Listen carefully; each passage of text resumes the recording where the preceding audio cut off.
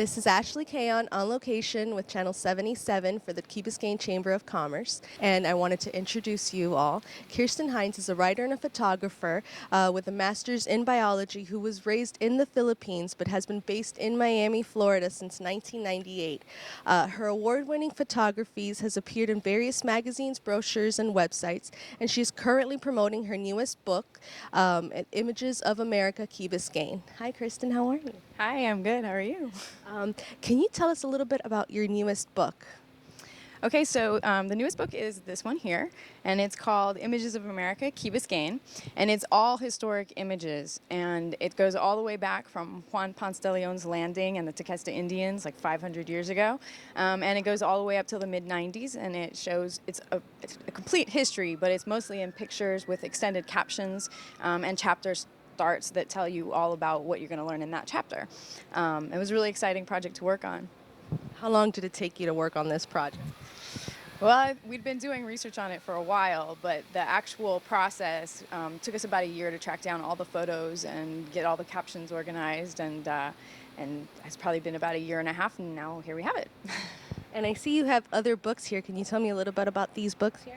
Absolutely. So these two actually just came out in October, so they're also pretty new. This one here is called Attracting Birds to South Florida Gardens, and that one is published by University of Florida Press, and it's for South Florida, just South Florida, because South Florida is actually very, very different than the rest of the country, and most of the gardening books, especially books that are for wildlife gardening, they're all oriented for the north. But the fact of the matter is everything is really different here in South Florida. We have tropical plants, we have tropical birds, we have temperate plants, temperate birds, temperate animals. So it's a very different mix of species here, and what you need to do here is very different from up north. So this book is how to do bird gardening in your yard for South Florida. And that's actually why we're here in my yard, and hopefully we'll have some birds visiting. Hopefully. This is a beautiful garden. Thank you. So this is the informational one, and then this one is The Birds of Fairchild, and it's a coffee table book all about Fairchild Tropical Gardens in Coral Gables.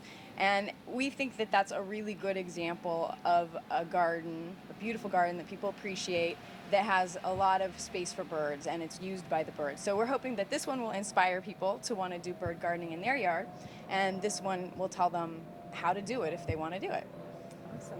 What inspired you to start the Key Biscayne Images of Key Biscayne book, Images of America? We were actually working on a much bigger, more complicated book project, and it was partly complicated because we were trying to tie in history and natural history, and we decided it would be easier if we just made a simple history book. And so this piece we pulled out, and it's just history.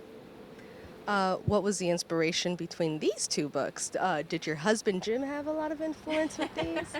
Yeah, so my husband is an ornithologist, and I actually by training am a herpetologist, but I also have spent a lot of time working at the Institute for Regional Conservation, which does trying to get native plants back into the urban corridor to try and restore habitat.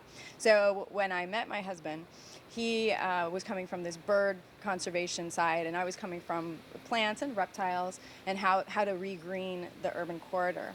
And the thing about South Florida is, the Everglades, everybody's focused on the Everglades, but the upland habitat is important for a lot of bird species, especially birds that migrate.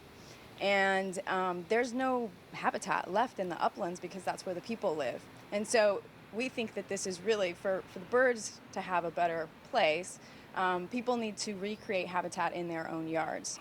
And it's very, very easy to do, and even if all you have is a porch, you can have potted plants that are attractive to animals. And in the long run, that's better for people too, because we're also restoring our ecosystem that we rely on. And so birds are just kind of an avenue to do that.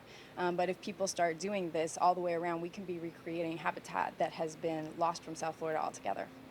So you said you study reptiles. Do you have a blog? Do you have a newsletter? Do you have anything that can kind of give people a little bit more information on what you do and the animals you study? And I do. Kirsten Nature and Travel is my website. So www.kirstennaturetravel.com, no spaces. And on there I have creative nonfiction is the sort of style of writing that I do, and so there's a lot of blogs just in general about nature and travel, since nature and conservation is really my angle. And also I have a lot on iguanas there. There's an entire section of my published papers, scientific papers. The main iguana that I study actually is an endangered endemic species from the Bahamas. Anybody who's been to the Exumas has probably visited these iguanas, and they only naturally occur on a couple of islands.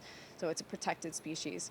And they're actually being affected by the tourist industry that's been built around feeding them. So a lot of my research has focused on that and how to create a system where the tourists can still go and appreciate the iguanas and interact with them, but that won't have long-term ill effects on the diet of the iguanas. Is there anything that we can do here at home to help these iguanas in the Bahamas? Well, if you're in the Exumas, certainly, by choosing which operators you're using, doing your tours, and it's better really to refrain from feeding. And if you are going to feed them, to feed them lettuce or something like that. What's happening is they're being fed grapes. Grapes have a lot of sugar, so that's changing their diet, their dietary habits, and physiologically it's affecting them. It makes them more susceptible to things like diabetes. But also what's happening is these grapes are really wet, and that they fall in the sand and they're ingesting a bunch of sand, and that's even the bigger problem, is that their digestive system is getting clogged with sand. Right. Now back to this book. What do you think will appeal from this book? How do you think it'll appeal to our Key Biscayne audience? Well, I think there's a lot of people who grew up here in the 1950s especially that really have an affinity for the island, and whether they still live here or not, they still really identify with it. And for the people who are here now, I mean, it's such a great place, and people become really attached to it.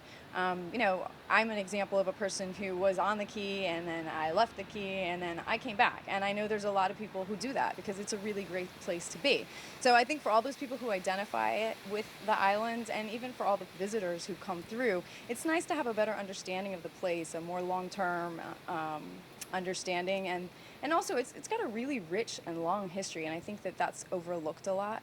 So I think that that'll be a really appreciated fact, because people really care about the island. And so to be able to see, wow, it was the second landing place of Juan Ponce de Leon 500 years ago, I mean, that's pretty special. Absolutely. When can we expect this book to come out? Yeah, so we're launching this book on December 12th in the Key Biscayne Village Hall. And so it'll be available that week. I think the official publication date is December 8th. Wonderful. Where can we buy these books?